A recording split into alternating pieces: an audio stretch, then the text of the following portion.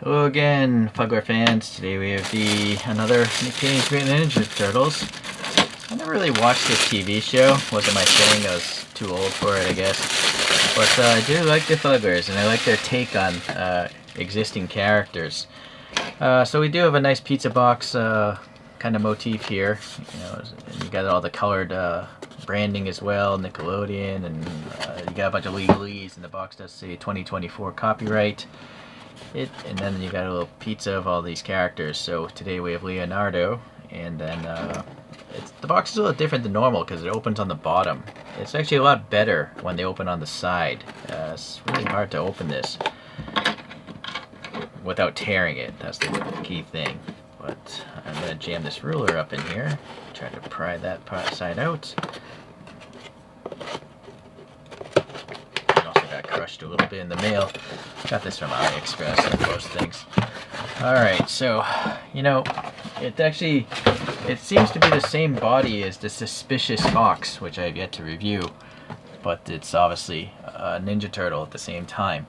So the belly is a super short pile, I don't know, felt-like material. No, I guess this would be more felt-like.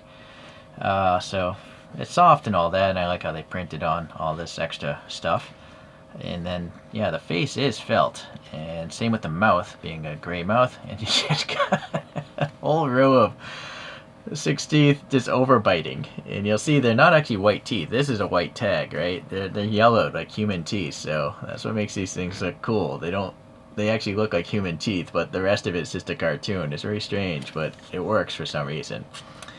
And then this one has very well pronounced legs. Not so much on the arms, but they do have nice stitching around this blue short felt, like suede almost kind of feeling. I don't know how you describe these materials. I don't really know much about fashion or fabrics. So please leave a comment if you know what these things are probably called. This type of material, that type of material. Okay, so the mouth here, it's not very deep. It's quite shallow, but you can get your finger in there and it's so weird looking. The eyes bulging out and stuff. Sadly, the pupils are really big on Fugglers. I don't know why they'll make them smaller, because you have this ring of color around the pupils. It's actually yellow in this case. Maybe I have to get a flashlight. See, you can see some yellow around the eyes, but it's very much covered up from these felt eyelids. Okay, anyways, a plastic nose here, very common in other figures, and this bandana here is, again, nicely stitched just like on the arms, but then it's tied off. Well, it looks like it's tied off, with this extra bit, so that's a nice detail. So then the rest of the body is just all this felt stuff, double stack layer for the ears, nothing inside, very flexible. We have whoa, this is a bigger tag than I've ever seen before. Usually it's only like half this height, but so now it's just 2 sides. It's almost like a sticker or something, because I feel like the normal size tag is there, but then you have this thing. It literally is a sticker. I don't know what they're doing here, but that's what they did. So it does have copyright 2025. I see. So this might be a hint that, even though the original series came out in 2024, maybe they just keep making them, right? So maybe in 2020, maybe in 2030, you'll still be able to buy these things as long as they pay the licensing to this brand of characters. Nickelodeon, I assume, owns it. As you can see, we have a very bushy, very shaggy tail, and it's a double layer of material. And then we have your standard Fuggler button back here. This one actually looks a little more translucent than I'm used to, actually, though, now that I think of it. It does have TM next to the letters. Okay. And then, yeah, the shell is nice. It's got Fuggler and that branding there. And then it's, double layer as well. And then stitched onto the back. And the bandana carries across the back well enough. Yeah, so very neat. I do almost feel like they maybe could have made the arms longer, because the legs are. But I guess this is what Suspicious Fox looks like.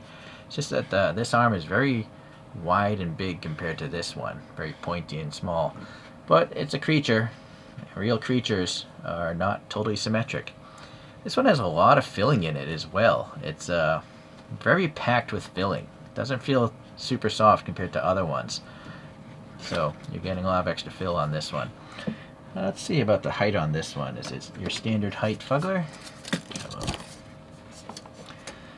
I would say it's around 24 and a half centimeters or 9.5 inches with the ears, but without it's coming in around 22, 8 3/4. All right, let's get that out here. So I do have one other way. I have the Mikey, and Mikey's even much shorter. Yeah. So this is nice though. The different, style of mouth. This one's got a totally messed up random molar, where these are all kind of even. Right, they just have the same nose, the same kind of eyelids, but this one has less of this felt and more of this shaggy, soft plush material. Right, and actually I was curious about the buttons. No, you know what? They're both kind of the same. They both have a little bit of a translucency in the plastic.